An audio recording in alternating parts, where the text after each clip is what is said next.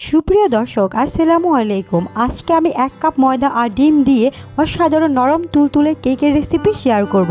বিকেলে চায়ের আড্ডা এই সুস্বাদু নাস্তা বা কেকের রেসিপি আপনাকে মুগ্ধ করবে। ঘরে থাকা মাত্র কয়েকটি উপকরণ দিয়ে অসম্ভব মজাদার কেকগুলো তৈরি করতে পারেন। আশা করব আমার কেকের রেসিপি আপনাদের কাছে সহজে লাগবে আর ভালোও লাগবে। যদি রেসিপি ভালো লেগে থাকে তাহলে আমার চ্যানেলটি সাবস্ক্রাইব করে রাখবেন নতুন নতুন ভিডিও পাওয়ার জন্য। তাহলে দেরি না করে রেসিপি শুরু করা যাক। বিসমিল্লাহ। প্রথমে একটি মিক্সিং বোলে নিয়ে নেব একটি ডিম, সাথে দিয়ে দেব হাফ কাপ চিনি। মিষ্টিটা আপনাদের পছন্দ অনুযায়ী বাড়িয়ে বা কমিয়ে নিতে পারেন। এখন একটি হ্যান্ড উইক্সের সাহায্যে ডিম আর চিনিটাকে খুব ভালোভাবে মিশিয়ে নেব।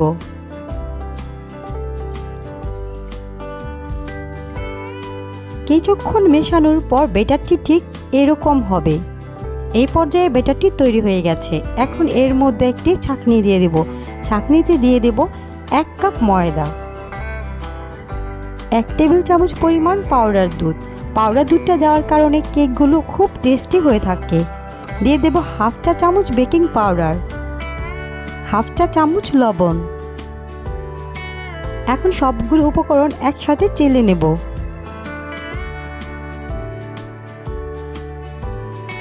চেলে নেওয়া হয়ে গেলে একটি কাঁটা চামচের সাহায্যে উপকরণগুলো একসাথে মিশিয়ে নেব।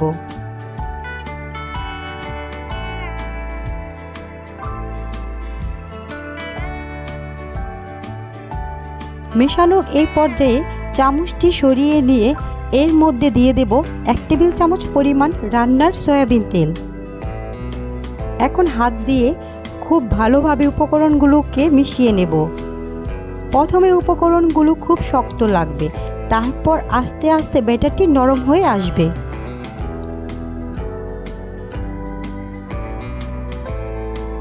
এইভাবে আমার কেকের ব্যাটারটি সম্পূর্ণ রেডি হয়ে গেছে।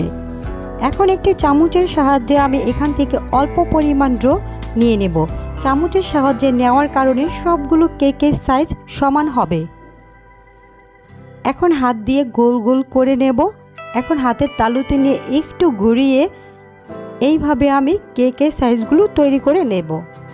এই কেকগুলো তৈরি করে রেখে দেওয়া যাবে না, সাথে সাথে চুলায় দিতে হবে। চুলায় প্যানে আমি আগে থেকেই তেল গরম করে রেখেছি। এখন একে একে আমি এখানে কেকগুলো দিয়ে দিচ্ছি। কেকগুলো দেওয়ার 2-1 মিনিট পরে কেকগুলো ফুলে উপরে চলে আসবে। তারপর কেকগুলোকে উল্টে দিতে হবে।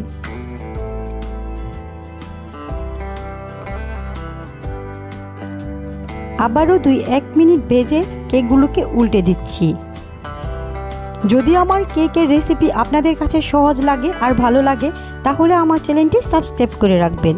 এইভাবে অনবরত নেড়ে নেওয়ার পর কেকের মধ্যে খুব সুন্দর একটি কালার চলে আসবে। এই পর্যায়ে আমার কেকগুলো খুব সুন্দর একটি কালার চলে এসেছে। এখন আমি একে একে তেল জড়িয়ে কেকগুলো উঠিয়ে নেব।